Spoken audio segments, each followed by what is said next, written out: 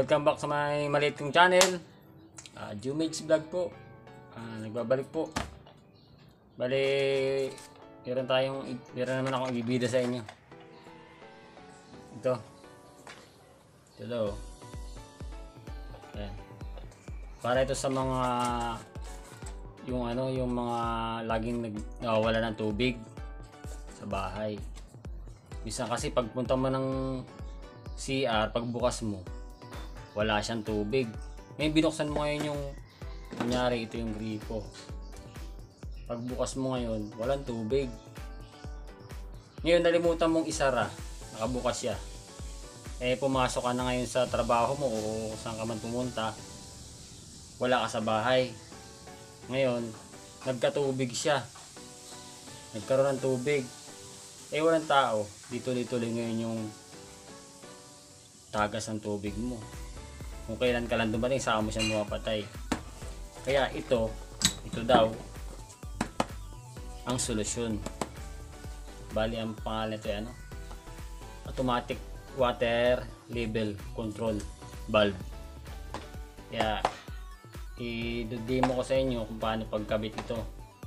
At titingnan nga natin kung epektibo ba. Okay guys, kuha muna ako ng mga kailangan materialis.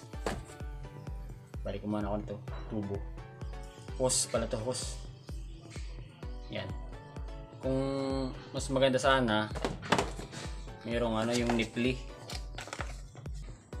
Ito guys yung laman ng nung automatic water level control valve.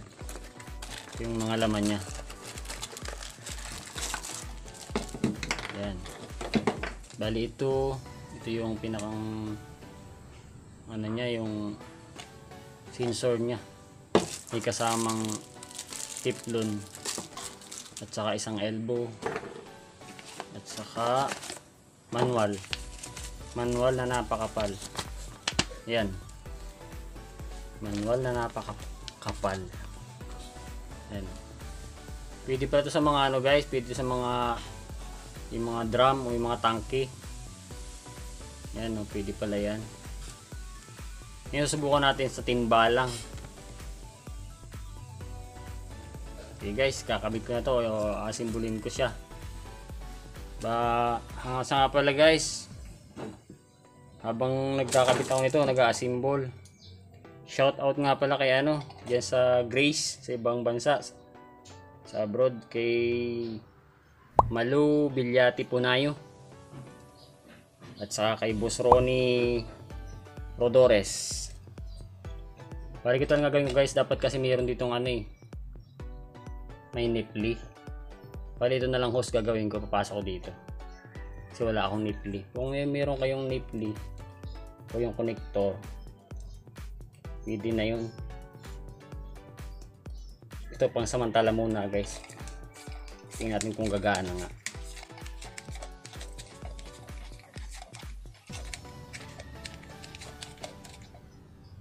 Okay guys, ito yung dito natin kakabit siya. Kaso pala rin itong gripo kasi masyado malaki yung lagayan ng ng hose. Kung meron sanang nipli, okay na sana to. Palitan natin to. Palipin natin muna yung tubig. Yan. Ito na guys nangyari Yan. Bali nilagyan ko na lang din dito ng hose. Kapag kasi nipli yan Tapos dito sa baba, ganyan rin nilagyan ko ng clamp dito para hindi ito matagas. Nilagyan natin ito ng lagyan natin ng teflon para hindi tumagas.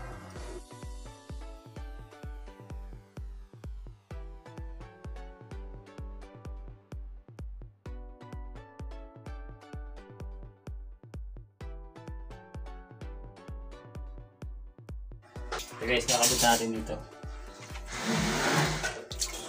Yan, bali may nilagyan ko ng teflon siya.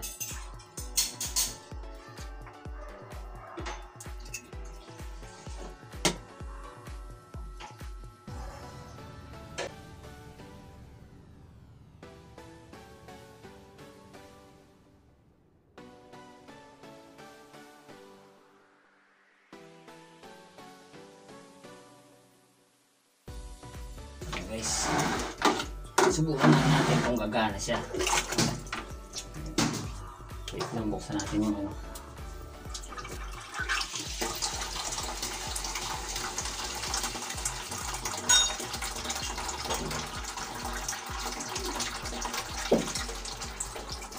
Ngayon guys, gumana siya guys oh. Nagkaroon siya ng tubig. Subukan natin kung mamamatay siya kusa kapag umabot na dito sa level niya.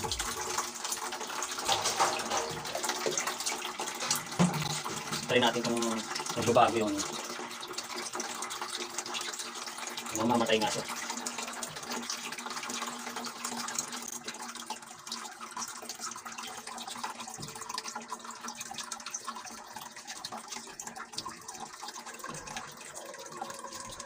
Yun guys oh, namatay siya.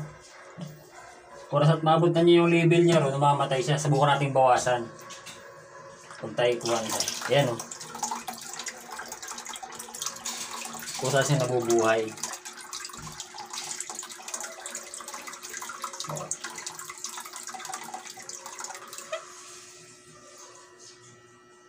Guys oh, namamatay siya, nabubuhay. Pag binabawasan mo siya, oh, automatic siya, mabubuhay siya.